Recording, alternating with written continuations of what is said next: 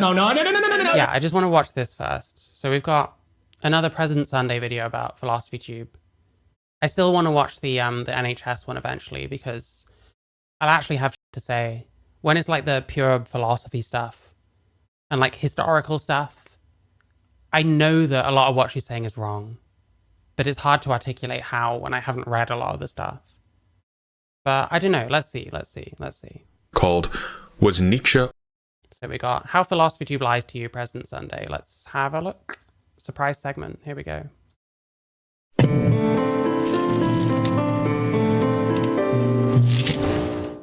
Hello everyone. In what follows, I'm going to respond to a very bad video by the YouTube channel Philosophy Tube, hosted by Abigail Thorne here, called, Was Nietzsche Woke? But before I begin, I need to emphasize, the reason I'm making this response is not because Abigail's video is bad, although it is. Philosophy, especially with Nietzsche, can be very hard to get right, and even in academia, bad readings of Nietzsche are plentiful, so even a channel called Philosophy Tube is allowed to make mistakes here and there. He didn't run. But Abigail's video doesn't just get Nietzsche wrong. Rather, I'm going to show you how Abigail's video is actually a deliberate and carefully curated misrepresentation of Nietzsche, in which quotes are taken completely out of context and... I was being honest. Queeman has shit anime taste, to be honest. Well, yeah, but what's the point in telling him that? Why would he care when he's in the middle of a stream? Whether someone doesn't like an anime that he likes. Like, you don't have to vocalize every thought that comes into your head. Like, everything you think is not necessarily a banger. So I don't know, man. I don't know. I don't have much sympathy for you, but I hope you're good. References are manipulated and misrepresented, leaning on audience ignorance to make Nietzsche appear to say the opposite of what he wrote, rather than engaging with Nietzsche's actual arguments. The result is a video that pretends to be mildly educational, while in fact it is blatantly misinforming. Yeah, see, I often feel this way about her videos. We'll get all this stuff that's kind of quasi-talking about... Okay, I still don't care. I still don't care that you got timed out. I don't know. It doesn't matter what you say. I really just don't care. I think you deserved it. Yeah, I often feel like we're giving the pretense of like educating people about philosophy, but it seems much more a way to sneak in these kind of hints towards this person's own like ideology, which seems to be kind of decently far left, woke, progressive, etc., etc. Everything that I watch of this person, they'll talk about some philosophical concept, and then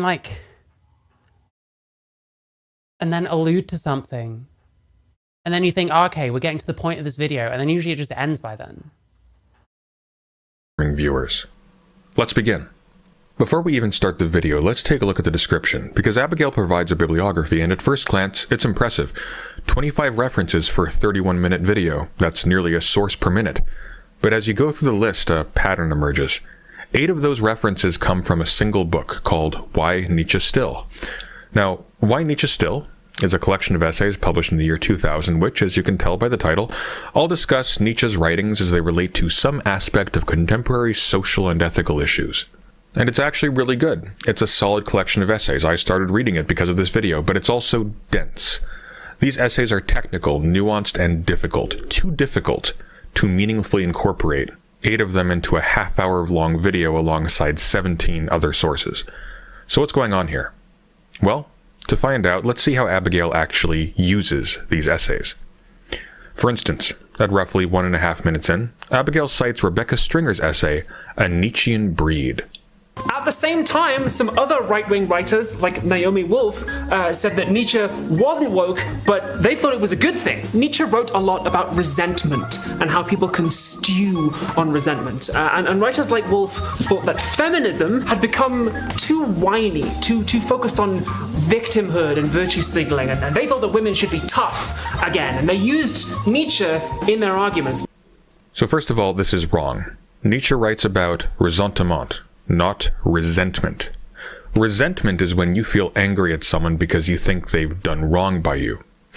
Ressentiment, by contrast, is a repressed and redirected hostility towards something one wants to subordinate or destroy, but is powerless to do so, resulting in the creation of value systems through which one can get a kind of counterfeit revenge. This is why the concept of ressentiment is so important for Nietzsche's genealogy of morality. It's a form of resentment or hostility. Sense of hostility directed towards an object that one identifies the cause of one's frustration. So a little bit like TRAs directing their hostility towards someone like J.K. Rowling, for example, I guess.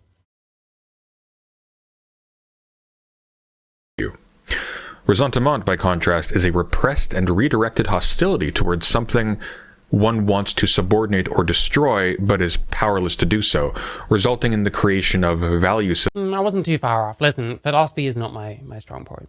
Systems through which one can get a kind of counterfeit revenge. This is why the concept of ressentiment is so important for Nietzsche's genealogy of morality. But leaving this aside, is Abigail actually doing anything with this citation? Rebecca Stringer's essay doesn't just... I'll tell you one thing. Often it feels like these YouTubers will put in like these quotes from these whatever. My take on Nietzsche, yes. I don't know. I'm not familiar enough. I'm trying to understand a bit more about Philosophy Tube and hopefully learn a bit more about this, because I don't say Nietzsche talked... Yeah, like Philosophy Tube, it feels like so many of them, they use these like quotes, but it seems more about making their words sound more authoritative. Where it's like, oh, you should just agree with this quote that I read. I don't know. I'll think more about it. About ressentiment. Its full title is A Nietzschean Breed, Feminism, Victimology, Ressentiment. It discusses ways to reconcile feminism and Nietzsche's association of ressentiment with femininity amid popular debates about feminism that accuse it of being motivated by ressentiment itself. Stringer's essay is highly technical and fascinating and well worth reading, but Abigail uses it as the source for the claim that Nietzsche writes about resentment. It seems obvious to me that the only reason Abigail is mentioning Stringer's essay is so that she can justify including it in her bibliography and make it look as though she's done more research than she actually did. Like she's literally extracted no value from Stringer's essay. Abigail may as well have just referenced Wikipedia. Here's another one. At 25 minutes and 46 seconds in, Abigail says this about Wendy Brown. The philosopher Wendy Brown says that this woke versus anti-woke, like DEI moral panic, is a symptom of cultural nihilism. It's a sign that values are losing their value. Everything has become commercialized. What is she doing with her mouth? There's something so weird. Like, this person is like... I wonder what they're like when they're not in acting mode. At 25 minutes and Wendy seconds in, Abigail says this about Wendy Brown. The philosopher Wendy Brown says that this woke versus anti-woke, like DEI moral panic, is a symptom of... Just everything is like she's like consciously thinking about what her mouth is doing at all times. I don't know how to describe it. It's so weird. Cultural nihilism. It's a sign... Like all this, like, she'll finish saying the word nihilism and like... It's so strange. It's so unnerving. This person unnerves me. That values are losing their value. Everything has become commercialized. Even ethics, which is just reduced to branding, to content. Now, what's great about this example is that you can tell Abigail is misrepresenting Brown's article without actually having to read a word of it. Again, Why Nietzsche Still was published in 2000. The term woke only gained its current cultural significance post-2014 with... Oh shit, that's kind of crazy, actually. Listen, this kind of thing goes by me because I'm not familiar with this like book or anything. And I guess this is another problem with these kinds of people. It takes a lot of work. You trolled domain on X, oh nice. Listen, I didn't necessarily recommend like touching the poo, but at the same time, I don't know. They give as good as they get, so who cares? Woke. The philosopher Wendy Brown says that this woke versus anti-woke... Yeah, so it's like... Holy shit. She's drunk. She sounds a bit drunk. Jesus Christ. like DEI. Like, this sounds like when you get your professor drunk after class and they're trying to be down with you, but they're like in their late 40s or something. But yeah, like, we're talking about wokeism, and our source predates wokeism by like fucking over a decade. That's insane. Like, this is the thing. It takes so much work to like even just one of these videos, like break it down like this. You have to know like the material and stuff. And that's why it's very difficult to criticize someone like PhilosophyTube. But PhilosophyTube is like, she's kind of full of shit.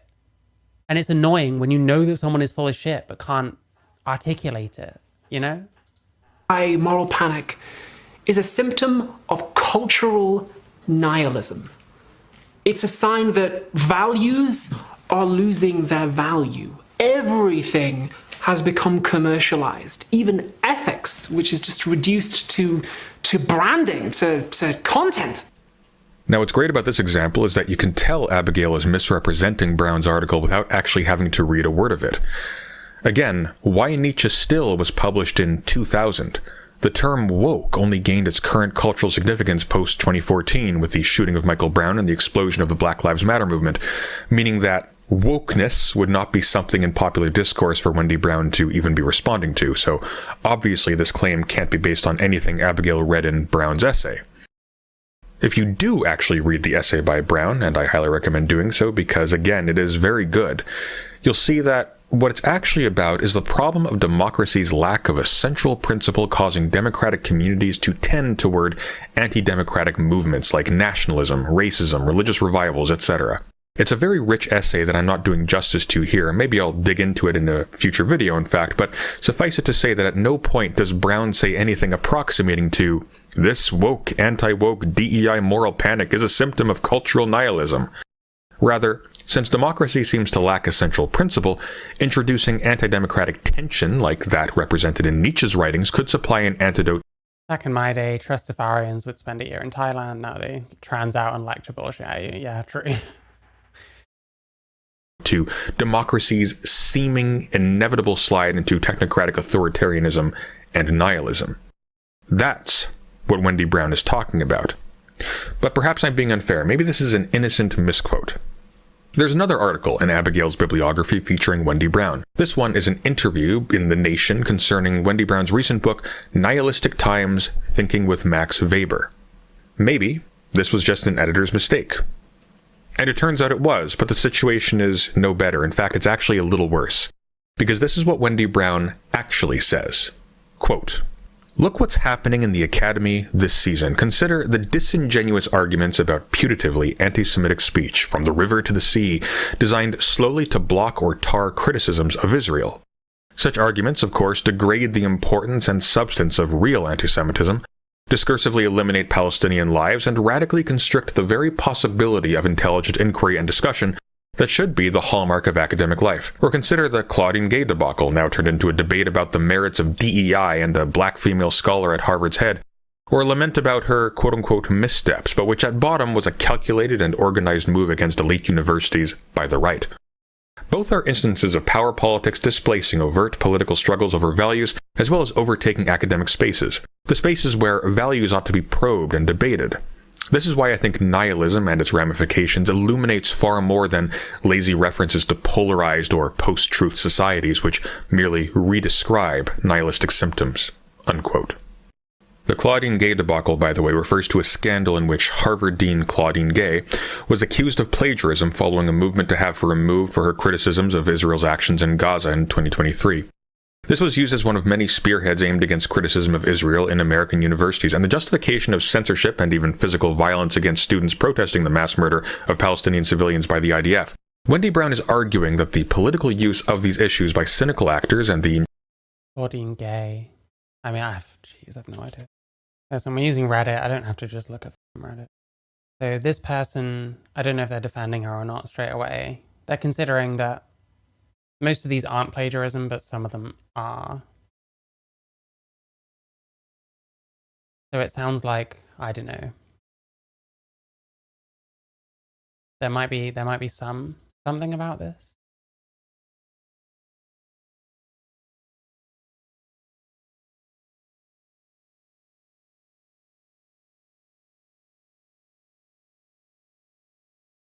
I don't know. Following a movement to have for a scandal in which symptoms, unquote.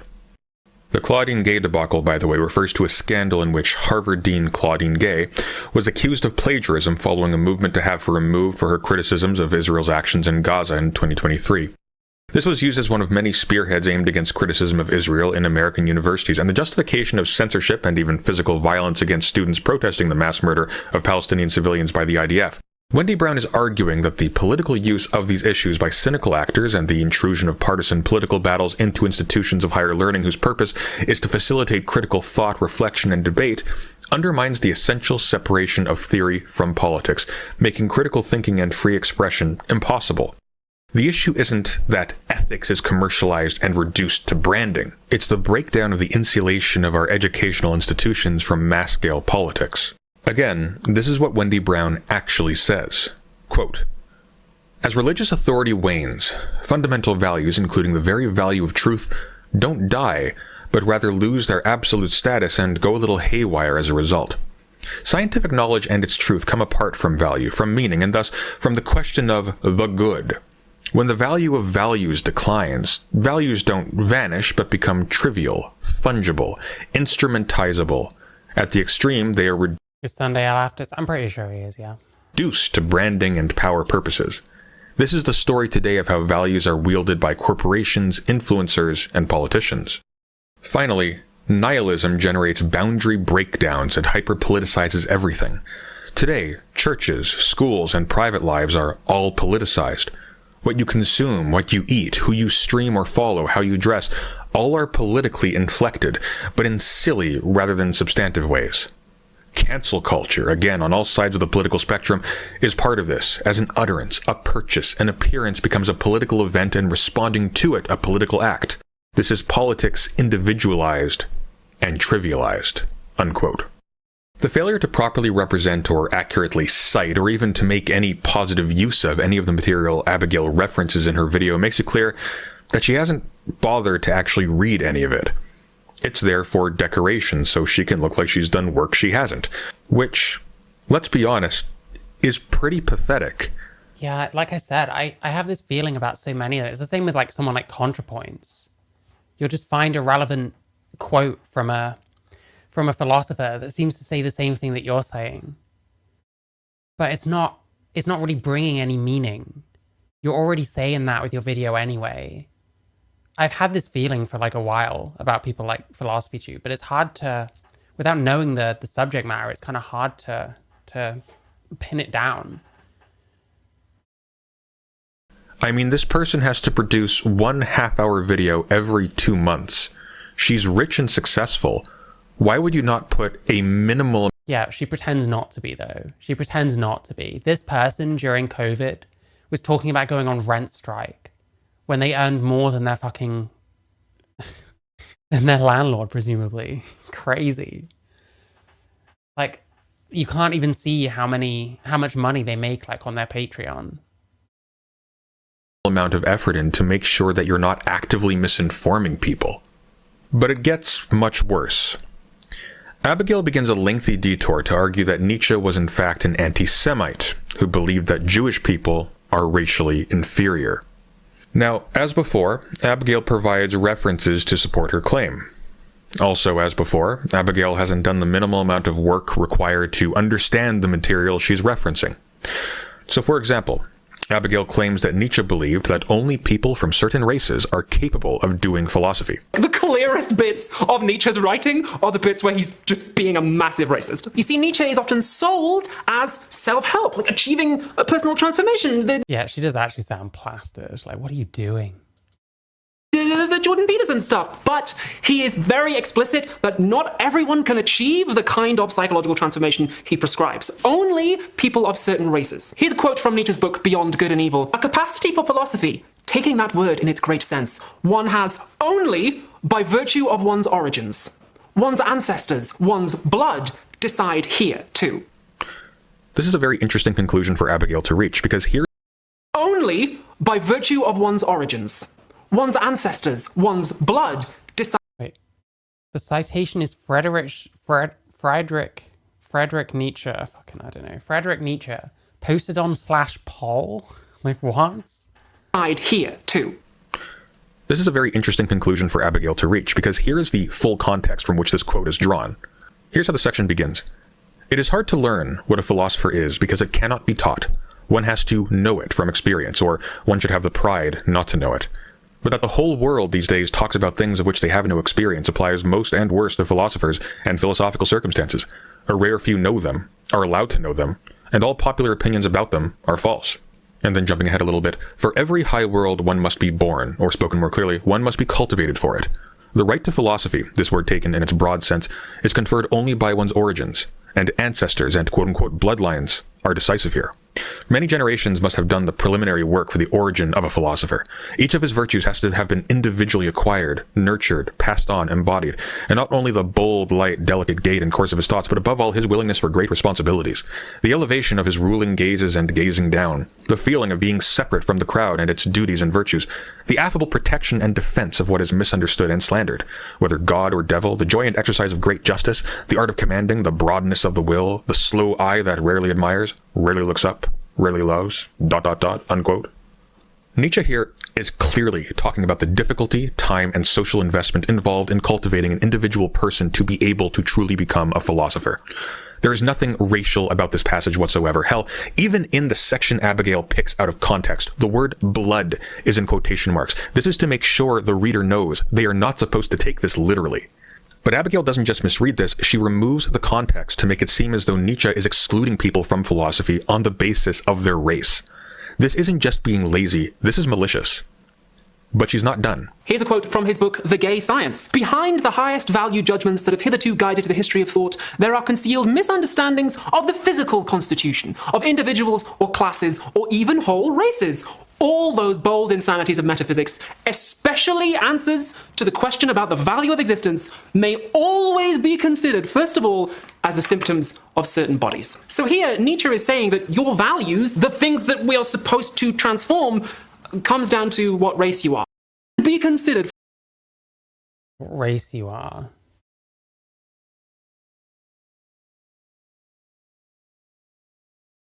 I don't know how we're saying, like, this comes down to what race you are. What, by what measure?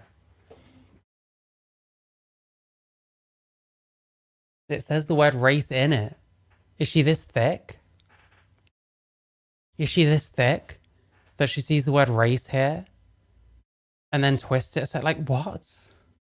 And we have all these weird memes like Friedrich Nietzsche commented under a YouTube video about dead or alive extreme beach volleyball. Like, what? The only way I can see this making sense is that she saw the word race here and her mind just went insane. Like, that was it. You're like a dog with a bone now. You've got your answer. Jesus Christ. I wouldn't mind, but people take this shit seriously. People listen to this person. First of all, as the symptoms of certain bodies. So here, Nietzsche is saying that your values, the things that we are supposed to transform, comes down to what race you are, which he thinks is a biological category. It follows. Yeah, I didn't get that at all from that quote. I think she's, like, lost it. I think you're lost in the source. She always was. Fucking hell, man. Then that if you are a white Aryan, then you can value good things and you can transform yourself. Like, how much extrapolation do we have to do? Whereas if you are pretty much anybody else, especially Jewish, then you are essentially morally, spiritually, and biologically diseased. Like, I didn't read any of that from that quote, but okay.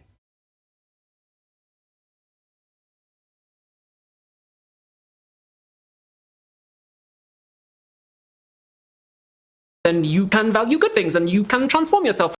It's giving Hitler. It's giving. Again, it's giving Hitler.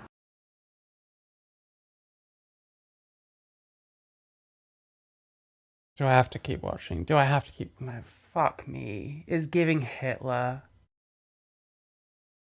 This person makes like one video every few months. And this is the laziest shit I've ever seen. And you look like a weird, bizarro version of Tamsin Gregg.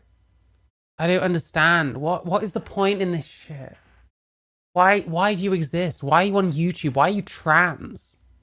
Why do all the trans people on YouTube have to be fucking nuts? Can't we just have a few normal... I guess we have a few normal ones. But like most of the big ones that broader trans people listen to, they're all utterly insane. And they'll throw these Hitler comparisons out. Like it's going out of fashion. ContraPoints does it. Fucking this moron does it. It's so tired. Just shut up about the Nazis. Shut up about Hitler. It's giving Hitler? Again, she's not just misreading.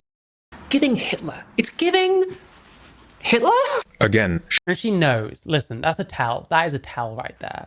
She knows she's gone fucking insane with this. It's giving Hitler.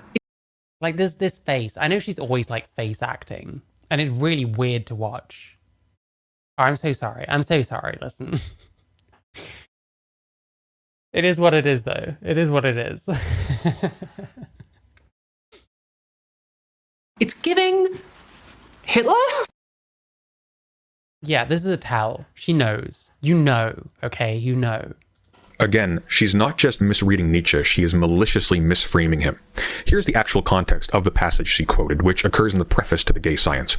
Quote, "Every philosophy that ranks peace above war..." Worst part of it is that academia also listens to this and repeat those propaganda points. Yeah, I'd be surprised if these shitty videos weren't shown in like classes and shit. Probably are somewhere. Philosophy Tube is making people more stupid. That's what she's doing. But that's what people want to do, because then they can start muscling in, right? They can start taking over the parts of your brain that they're fucking actively destroying. Nasty. Nietzsche isn't respected in academia anymore because of this kind of weird interpretations. Hey, maybe. Sunday's friend Brooks does a really good review of this video on Nietzsche, but he's just as dense the original. Like, yeah. He did like a 7-hour takedown of like Philosophy Tube's like half an hour video, which I'm not saying that as a diss. Like, you probably need to do that much work, and that's why it's so frustrating watching and critiquing someone like Philosophy Tube, who I think needs critiquing like a lot, because she's really fucking wrong in a lot of fucking ways. But to actually like establish this kind of thing and take it from just feelings, which is mostly where I have what I have, you know. I just hear things and I know there's no way that is right. There's no way that that's a accurate way of putting it. Like, Jesus Christ. And like, it takes that much work to get it from feelings inside that something is wrong here to showing how it is wrong. But yeah, I've seen I haven't watched the videos because it's 7 hours and I don't know. Or every ethic with a negative definition of happiness, every metaphysics and physics that knows some finale, a final state of some sort, every predominantly aesthetic or religious craving for some apart, beyond, outside, above, permits the question whether it was not illness that inspired the philosopher. The unconscious disguise of physiological needs under the cloaks of the objective, ideal, purely spiritual. Yeah, because I mean, Sunday is just picking out certain bits and like doing this then. I can imagine to do the whole video, it probably has to take about 7 hours. It probably takes that much time to express like all the different things she's getting wrong. Because the other thing is, a lot of these creators like Philosophy Tube, they're like constantly spitting out like bizarre take after bizarre take. It's like every time you have to constantly stop, be like, whoa, what about that? That's fucking weird. And then the next 5 seconds contains another completely batshit statement. Spiritual goes frighteningly far, and I have asked myself often enough whether on a grand scale philosophy has been no more than an interpretation of the body and a misunderstanding of the body. Behind the highest value judgments that have hitherto guided the history of thought are concealed misunderstandings of the physical constitution of individuals or classes or even whole races. All those bold lunacies of metaphysics, especially answers to the question about the value of existence, may always be considered first of all as symptoms of certain bodies. And if such world affirmations or world negations lack altogether any grain of significance when measured scientifically, they give the historian and psychologist all the more valuable hints as symptoms of the body. of its success or failure, its fullness, power, and high-handedness in history, or of its frustrations, fatigues, impoverishments, its premonitions of the end, its will to an end. I am still waiting for a philosophical physician in the exceptional sense of the term, someone— Hey, by the way, make sure you like the stream, make sure you click the like button, make sure you check the links in my description. You can super chat via Streamlabs, you can check out some music that I've made, you can check out my Discord. its will to an end. I am still waiting for a philosophical physician in the exceptional sense of the term, someone who has set himself the task of pursuing the problem of the total health of a people, time, race, or of humanity, to summon the courage at last to push my suspicion to its limit and risk the proposition. What was at stake in all philosophizing hitherto was not at all truth, but rather something else, let us say, health, future. Listen, I'm only so good with this kind of language, but in what way is this giving Hitler? In what way is this saying only certain races, you know what I mean? Like, growth, power, life, ... unquote. Nietzsche considers humans as necessarily embodied beings. We and our— Who made the 7-hour video? So it's someone called Quarantine Collective. I'd advise looking that up, but I've not seen it myself. It's not something that, like, watching something like that 7 hours, like that would take me an entire day. Our thoughts are in the world and made from its stuff. Nietzsche is therefore suspicious that our bodily desires and needs condition how we think and what we aim at with our thinking, and that it might not aim at truth. When Nietzsche writes that, quote, behind the highest value judgments that have hitherto guided the history of thought are concealed misunderstandings of the physical constitution of individuals or classes or even whole races, unquote, the word that should be sticking out to you is history. So it's this one here. I think he broke it up into like parts, but the original was like a stream that was like 7 hours long or something. But is this person here? Individuals, classes, and ethnic groups live in history. Things happen to them. They get sick. They suffer humiliation and oppression. And as such, what these different things hold as ideal or as good are likely to be inflected by the bad things they have experienced in their history in this world. The bad things they might be trying to escape from. And sometimes this isn't a bad thing by itself. Sometimes this is actually what makes doing philosophy possible. Consider this section from one of Nietzsche's last books, Twilight of the Idols. Quote, concerning life, the wisest men of all ages have judged alike.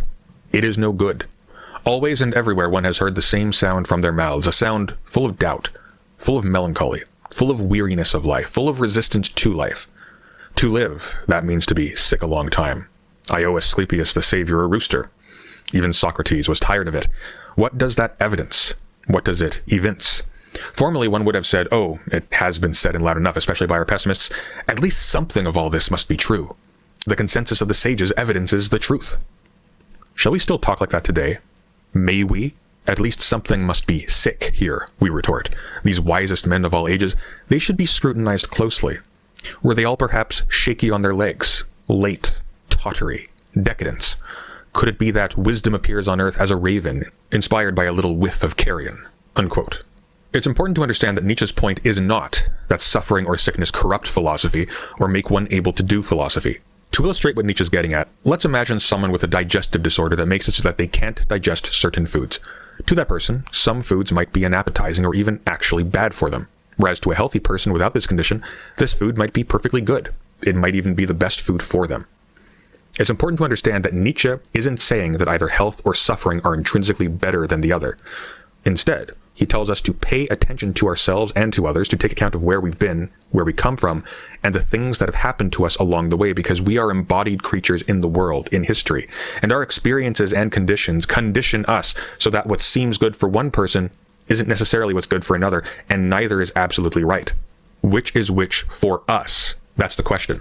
In fact, who Nietzsche is primarily talking about in this chapter is himself.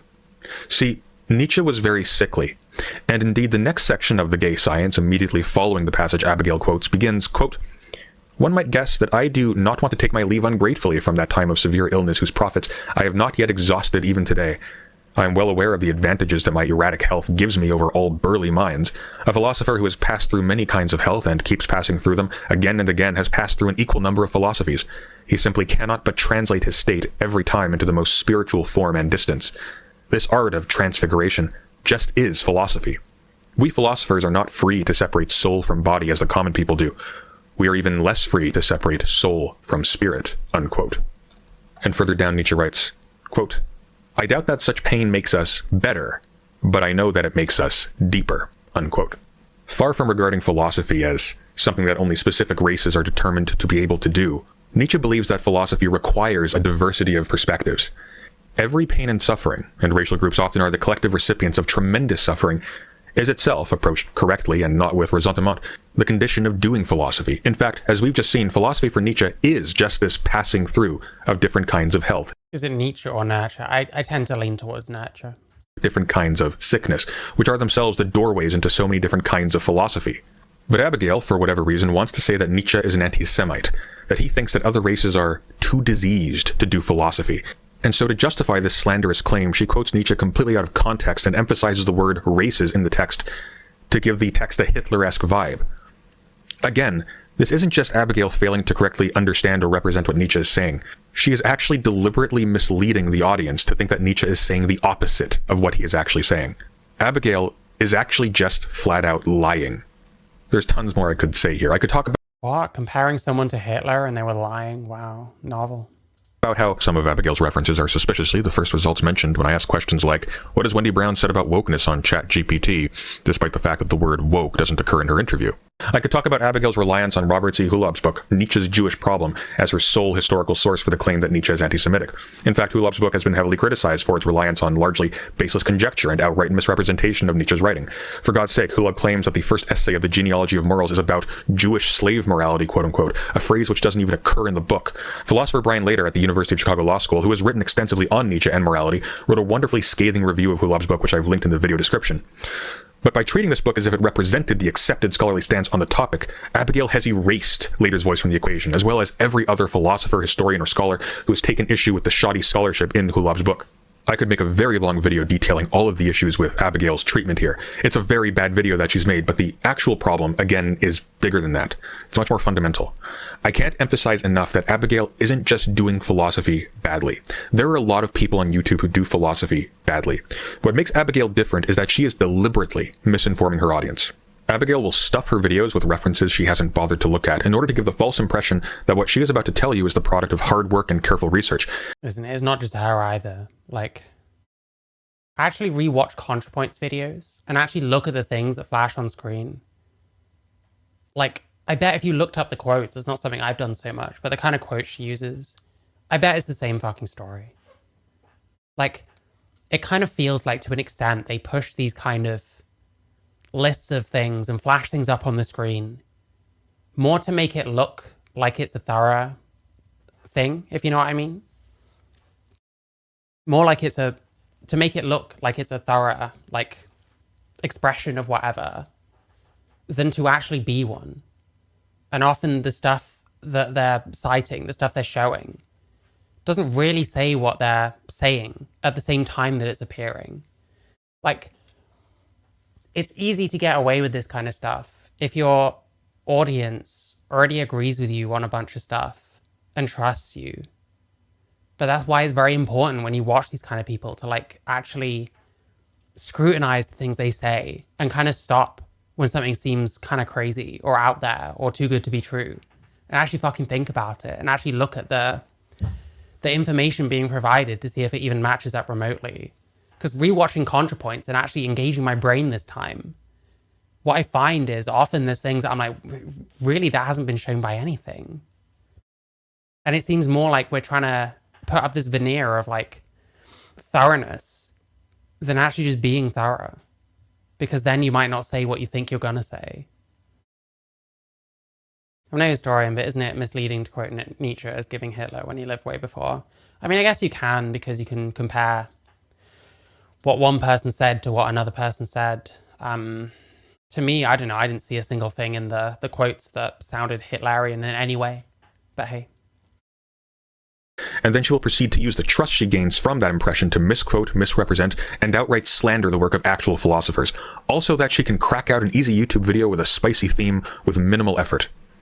This goes beyond laziness.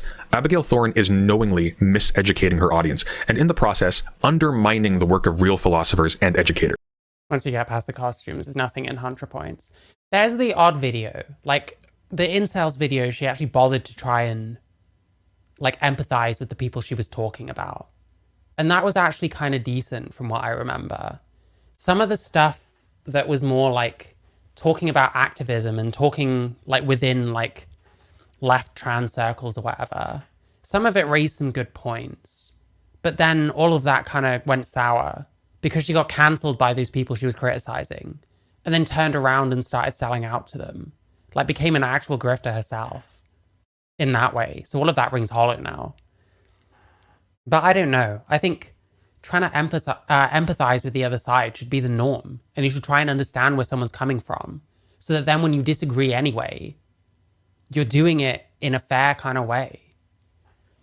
And it's not hard for me to understand where a lot of these kind of YouTubers are coming from, these like trans people, because I've literally been there myself. And usually their points aren't very complicated. And it's quite easy to like track the kind of through line or whatever. But you never see these people. It's like that dead domain thing we were watching earlier. Nowhere did he make any attempt to actually understand where Amaranth was coming from or understand where people in general are coming from when they're criticizing like trans ideology and stuff like that. Like, I don't know why it's such a rare thing. I don't know why, you know, I'm having to sit here and say, oh, that one ContraPoints video where she actually bothered to like empathize with another group of people is actually good. Because that should be the standard, no? That should be where we're coming from. And then you can criticize someone from a much better ground because you're not just making up what they think. This isn't just a disgrace. This is actually pernicious. And Abigail Thorne should be utterly ashamed of herself. What you should be, dear audience, is reading. YouTube is fun and sometimes great food for thought, but don't rely on social media for your philosophy. You'll always be cheating yourself out of the good stuff, out of the real thing. For instance, listen, having not read any philosophy, I'm inclined to agree. Like, presumably, any YouTube video that is thorough enough on any one piece of philosophy is going to be like fucking ridiculously long and probably quite boring unless you like philosophy. And I'm going to be honest, a lot of that shit sends me to sleep, which is why I'm not good at critiquing someone like Philosophy Tube, which is frustrating because I know so much of the shit she says is just not right. And I can see the kind of pattern of a lot of her videos being a pretense to talk about her or sort of hint towards her like political views and her like trans opinions and stuff. But it's so frustrating trying to watch this shit and verbalize critiques. Because a lot of the shit she's saying, it's like, well, I don't know about that. And that's the best I can do. It's like frustrating. Go get a hold of a copy of one of Nietzsche's books and start going through it yourself. There's introductory essays in most of. Because that's the other thing. From what I've seen from Philosophy Tube, it really seems like half the time she's almost like dissuading you from reading it. Like, what was the other video? Was it the Jordan Peterson one? Where she'd kind of sum something up in a way where it's just like starting to overlay all text and like overlay voices and stuff like that, as if it's like not worth your time. I'd imagine that a philosophy YouTuber sort of implicitly suggesting don't bother reading any of this, just listen to me. That should be like alarm bells for anyone with half a brain, surely. Versions that will help guide you through. And if you can't afford a solid copy, you can easily get them online. But just the internet actually rewards playing to your base and just smearing the other team as much as possible, actively punches nuance. Yeah, to an extent. I mean, that's, I guess, you know, consumerism in general, but more like radical people tend to flock to the internet. The extremes are like overrepresented and people want to hear stuff that makes them feel good rather than stuff that makes sense and is real, you know. The incel video had potential, but too much self-awareness would have ruined it. The rest is just BS. Every video is a cope. Yeah, I agree. I agree for the most part. And like nowadays, I used to really like ContraPoints, and nowadays I'm very much of the opposite opinion. And the thing is, I watch something like that, I sort of assume that like, because of the way it's presented, that this person has done their research and they know what they're talking about. Whereas I shouldn't be watching stuff in that way. I should be listening and coming to my own conclusions. And then when I start doing that, I watch the stuff that I used to like. And I'm like, shit, there's a whole lot of problems I'm having with this that I never even realized before. Because I was only half listening. I was turning my brain off. Like, Yeah, no, that's true. That sounds about right. Yeah, well, you've done the research. You've read this like flashy sounding quote. You must know what you're talking about. And it's quite dangerous. Like, you shouldn't trust me any more than anyone fucking else. Ultimately. Start. You can do it. Read the supplementary material. Follow the recommendations for further reading. Follow your interests. It's okay if it seems hard at first. In fact, it should seem hard at first. But keep pushing. I won't promise you'll get there, quote unquote, but you'll get somewhere interesting. Treat it like an adventure, because it is. And as always, thank you for listening, and take care. You forgot something very interesting. Do you know what that was? Sorry, not interesting. Important. You forgot something very, very important. Unsubscribe from PhilosophyTube immediately. There we go. That was pretty interesting. Yeah, I don't know. I'm really not into PhilosophyTube. And it's difficult. It's difficult criticizing these kinds of people. So I guess I lean on other creators sometimes. Everyone does. No one's without their blind spots, I guess. I'm not sure you can do thorough research in that level of script writing, costume, and production. Well, the thing is, someone like PhilosophyTube, someone like ContraPoints, they're not working by themselves. I don't know if ContraPoints even wrote most of her videos. I'd have to check. But one of the things that's interesting, I don't know so much about PhilosophyTube, but with ContraPoints, the way she talks in her videos, when you compare it to like how she talks in like interviews and like interactions and stuff, she's not very engaging. She's quite boring even. And doesn't sound especially intelligent when she speaks. And there's something about that bothers me. Whenever someone's being candid, they sound like that versus what's on the videos. It makes you wonder how much of it is actually coming from that person. 75% ChatGPT. What are you referring to? Nuance mostly ensures you piss off both ends of politics. Yeah, that's true. That's true. But then we're getting so like divided that it's just going to get worse and worse and worse. I don't know. What's funny to me is we've been pushing for all this gender equity. We've been pushing for gender to not even mean anything anymore, and you just call yourself whatever you want. Men and women have never become more divided since then. Like, it kind of seems like it's having the opposite effect, and like gender abolition is not bringing people together in any meaningful way. I think this video gave me the flu. I'm sorry to hear that. I don't know how that would work, but sure.